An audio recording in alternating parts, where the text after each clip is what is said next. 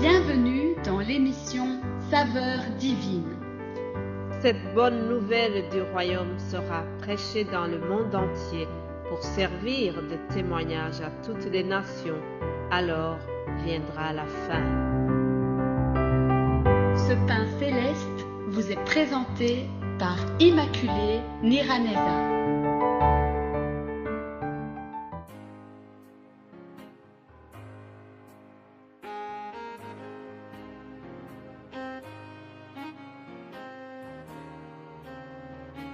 Je vous salue très chers amis à l'écoute de cette émission Saveurs divines. Que le nom de l'Éternel soit loué. Rendons grâce au Seigneur pour ce nouveau jour qui s'ouvre devant nous.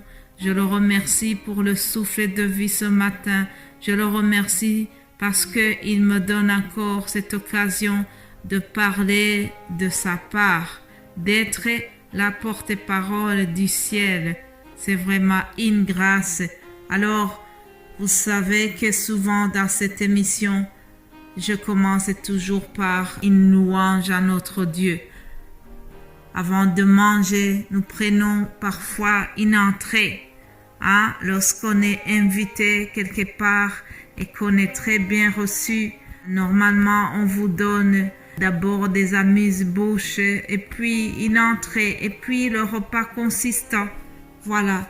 Ici aussi, nous sommes invités à la table du roi des rois. Alors, prenons ensemble cette entrée avant de commencer le repas savoureux, le repas principal que nous allons goûter par après. Lisons le psaume 8, verset 2. Éternel notre Seigneur, que ton nom est magnifique sur toute la terre. Ta majesté s'élève au-dessus des cieux.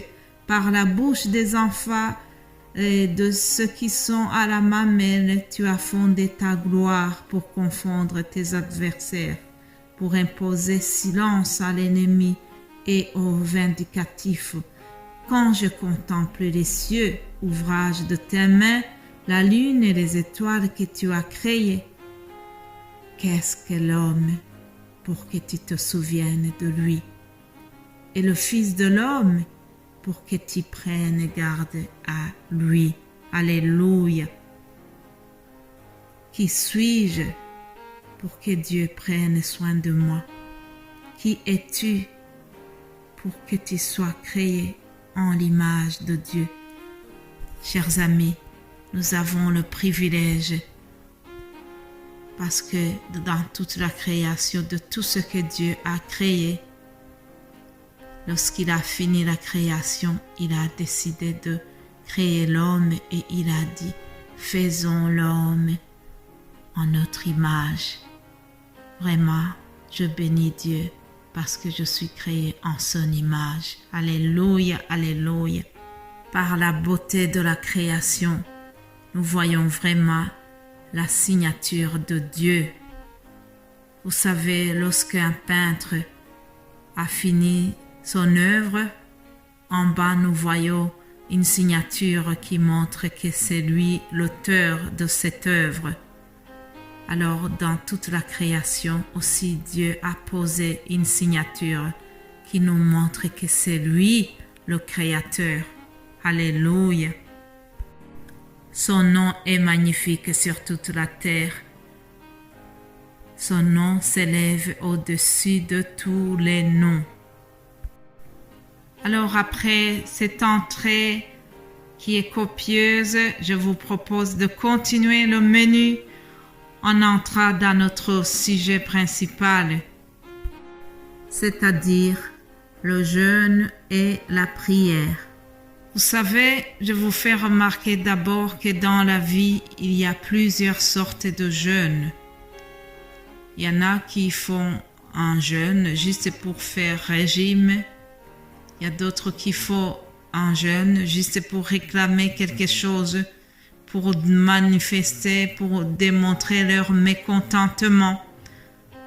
Alors, pour vraiment montrer qu'ils sont mécontents ou qu'ils ont envie de quelque chose absolument, ils ont décidé de faire un jeûne Il y a plusieurs raisons, il y a plusieurs manières de jeûner, mais la Bible nous montre le jeûne auquel Dieu prend plaisir. Lorsqu'un chrétien décide de prier et de jeûner, il y a une attitude, il y a des comportements qui doivent accompagner cette décision de jeûner. Il y a plusieurs exemples, mais aujourd'hui, je vous propose de lire dans Ésaïe 54, au verset 6, et nous allons voir quel est le jeûne auquel Dieu prend plaisir, comment nous devons nous conduire durant notre période de jeûne.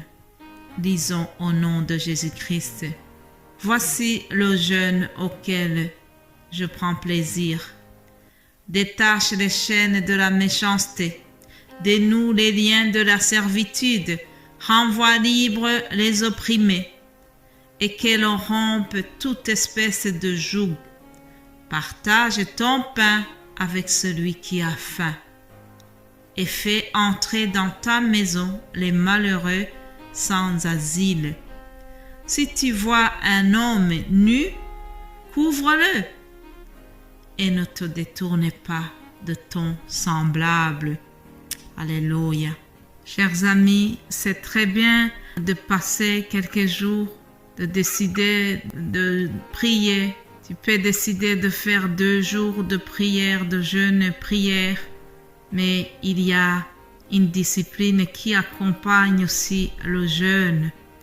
Si on ne suit pas cette discipline, ça va anéantir le jeûne que tu as fait, alors tu auras perdu ton temps. Dans ces quelques versets que je viens de lire, la parole nous montre comment nous devons jeûner, comment nous devons nous comporter pendant le jeûne. Éviter la méchanceté, détacher les chaînes de la méchanceté. Ça ne sert à rien de passer une journée de prière et de jeûne et puis rentrer et gronder son domestique, rentrer et dire des paroles méchantes à son conjoint, adopter une attitude méchante à ton entourage. Si tu fais cela, tu auras annulé le jeûne que tu as fait dans ta journée. Évitons d'être méchants. Le verset 7 nous dit: partage ton pain avec celui qui a faim et fais entrer dans ta maison les malheureux sans asile. Alors, qu'est-ce que cela veut dire? Devons-nous aller à la gare du Midi chercher des sans-abri et les amener dans nos maisons? Pas nécessairement. Il y a plusieurs façons de partager le pain avec ceux qui ont faim. Autour de nous, il y a toujours quelqu'un qui est dans les besoins.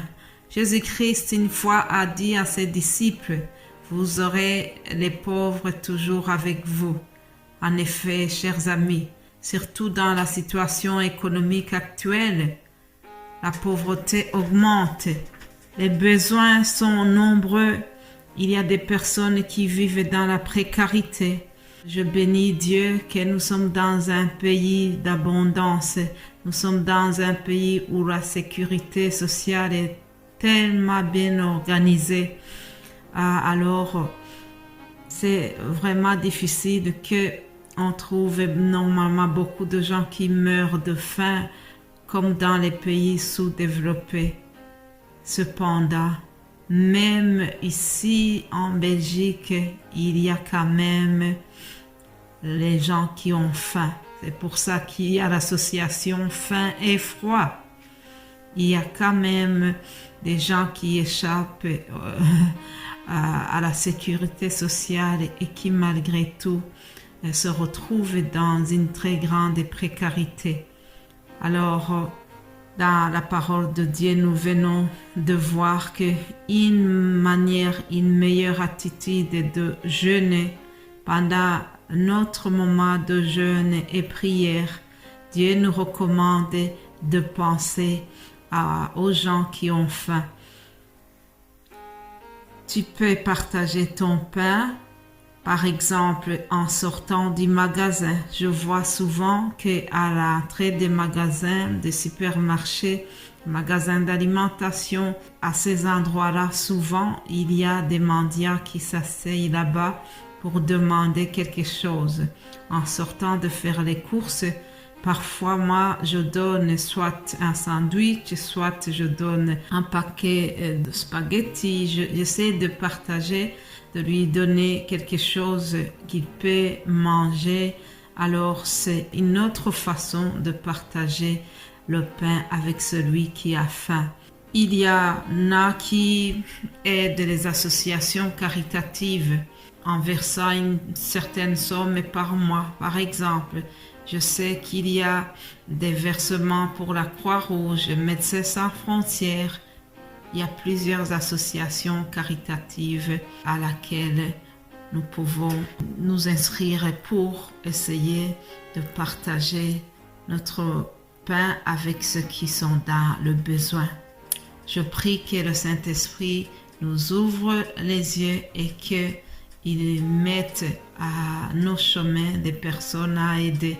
Surtout, que Dieu nous donne des moyens pour pouvoir contribuer à cela, pour pouvoir aider ceux qui sont dans le besoin, pour pouvoir nourrir ceux qui ont faim. Chers amis, ce n'est pas vraiment souvent les moyens matériels ou les moyens financiers qui manquent. Ce qui manque souvent, c'est le cœur, la compassion nécessaire pour avoir cette idée de partager avec les autres.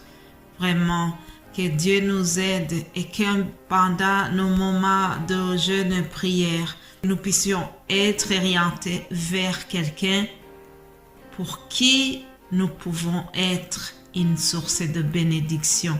Alléluia.